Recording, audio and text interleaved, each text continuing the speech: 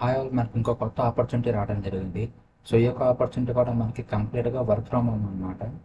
And అలాగే ఎవరికైతే తెలుగు వచ్చో వాళ్ళందరికీ కూడా మంచి ఆపర్చునిటీ అని చెప్పుకోవచ్చు.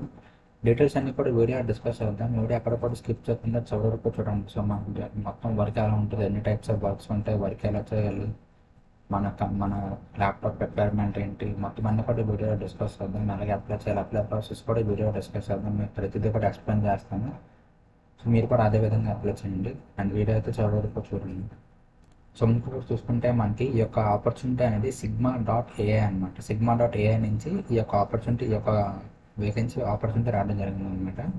అండ్ ఇక్కడ చూసుకుంటే మనకి యానిటేషన్స్ అండ్ ట్రాన్స్లేషన్ అనమాట. మన మెయిన్ జాబ్ రోల్స్ వచ్చేసరికి, లేకపోతే మనం చేసే టాస్క్ వచ్చేసరికి యానిటేషన్ అండ్ ట్రాన్స్లేషన్ అనమాట. అండ్ ఇండియాలో ఎవరైనా సరే అప్లై చేయొచ్చు అనమాట. వర్క్ ఫ్రమ్ హోమ్, రిమోట్ ఎవరైనా సరే అప్లై చేసుకోవచ్చు. కాకపోతే తెలుగు అనేది మనకు బాగా వచ్చి ఉండాలన్నమాట. అండ్ ఇక్కడ చూసుకుంటే ఫుల్లీ రిమోట్ అనమాట, కానీ కంప్లీట్గా రిమోట్ ఆపర్చునిటీ అనమాట.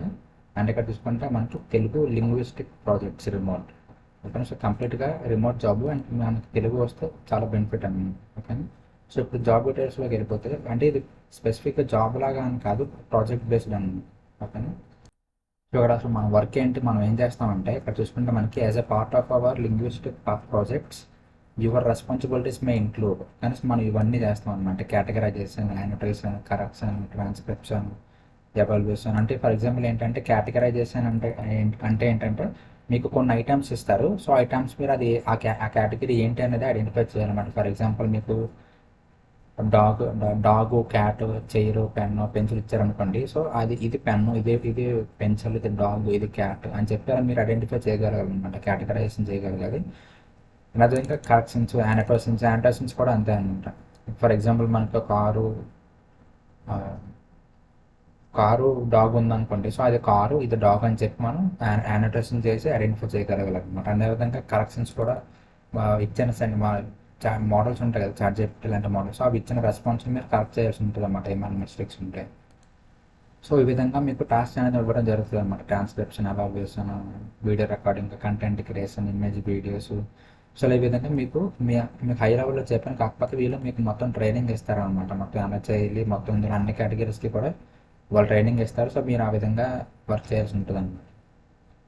సో ఇక్కడ చూసుకుంటే మనకి రిక్వైర్మెంట్ చూసుకుంటే fluent in Telugu, able to listen and right correctly without spelling mistakes. ఓకేనా, సో మనకి తెలుగు వచ్చి ఉండాలి, అదేవిధంగా ఇంగ్లీష్ వచ్చినా పర్వాలేదు అనమాట. Fluent in English, able to listen and right correctly without spelling mistakes.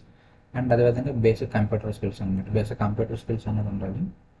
And ఇక్కడ చూసుకుంటే preferred but not mandatory. And experience అనేది మనకి అక్కడ మ్యాండేటరీ కాదనమాట. సో మీకు ఫ్రెషర్ అయినా సరే, ఎవరైనా సరే అప్లై చేసుకోవచ్చు అన్నమాట. మీకు ఎడ్యుకేషన్ క్వాలిఫికేషన్ కూడా అంత ఇంపార్టెంట్ అని కాదు. జస్ట్ ఇంపార్టెంట్ ఏంటి అంటే మీకు లాంగ్వేజ్ అనమాట. లాంగ్వేజ్ రిక్వైర్మెంట్ అనేది మీకు ఎక్కువ ఇంపార్టెంట్. ఎడ్యుకేషన్ కూడా అంత ఇంపార్టెంట్ ఏం కాదు. అండ్ అదేవిధంగా మీకు ఎక్స్పీరియన్స్ ఉన్నా లేకపోయినా సరే ఈ యొక్క జాబ్కి అప్లై చేసుకోవచ్చు అనమాట. సో ఇప్పుడు మనం టెక్నికల్ రిక్వైర్మెంట్ చూసుకుంటే, టెక్నికల్ అంటే ఇది వర్క్ ఫ్రమ్ హోమ్ కాబట్టి మనకి ల్యాప్టాప్ ఖచ్చితంగా ఉండాలి. సో ల్యాప్టాప్ మన రిక్వైర్మెంట్ చూసుకుంటే మినిమం వచ్చేసరికి 4 GB ర్యామ్ అనేది ఉండాలి. అండ్ మైక్రోఫోన్, వెబ్ క్యామ్ అనేది ఉండాలి. ఆపరేటింగ్ సిస్టమ్ వచ్చేసరికి విండోస్ 10 కానీ లేకపోతే దానికంటే ఎక్కువైనా పర్వాలేదు అనమాట. అండ్ ఇక్కడ చూసుకుంటే మనకి స్టేబుల్ ఇంటర్నెట్ కనెక్షన్ ఉండాలి, హెడ్ ఫోన్స్ ఉండాలి, సెక్యూర్ ఇంటర్నెట్ కనెక్షన్ ఉండాలి అన్నమాట.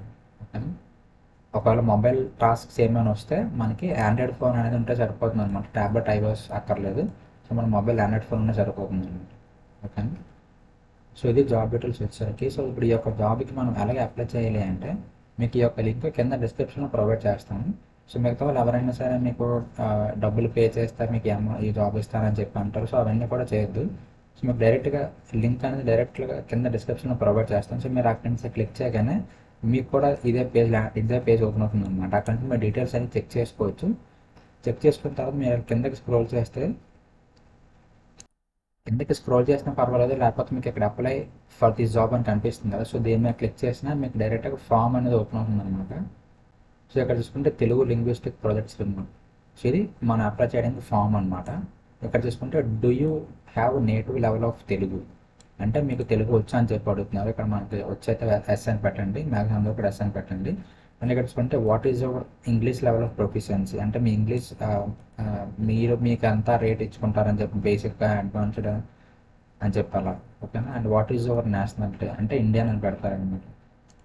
In which country do you currently hold tax residency అంటే ఇండియా అని పెడతారు అన్నమాట ఇక్కడ కూడా. అండ్ ఇక్కడ చూసుకుంటే personal information number, first name, last name, email, phone number enter చేస్తారు. మీ రెజ్యూమ్ అప్లోడ్ చేస్తారు. అండ్ ఇంకా మీకు ఏమైనా చూపించుకోవాల్సిన ఏమైనా ఉంటే, అంటే మీ ప్రీవియస్ వర్క్స్ కానీ అలాంటివి ఏమైనా ఉంటే మీరు ట్రెడిషనల్ ఫైల్స్లో అప్లోడ్ చేయొచ్చు. అండ్ కవర్ లెటర్ అనమాట, అంటే మీ రెజ్యూమే ఫుల్ రెజ్యూమే కదా, అలా కాకుండా జస్ట్ షార్ట్ కట్లో ఒక చిన్న మ్యాటర్లో మీ కవర్ లెటర్ తయారు చేస్తే, అంటే మన కింద లింక్లో, మన బ్లాగ్ లింక్లో కూడా మీకు అటాచ్ చేస్తాను కవర్ లెటర్ అనేది ఎలా ఉంటుందని చెప్పి ఎగ్జాంపుల్ ఫార్మాట్.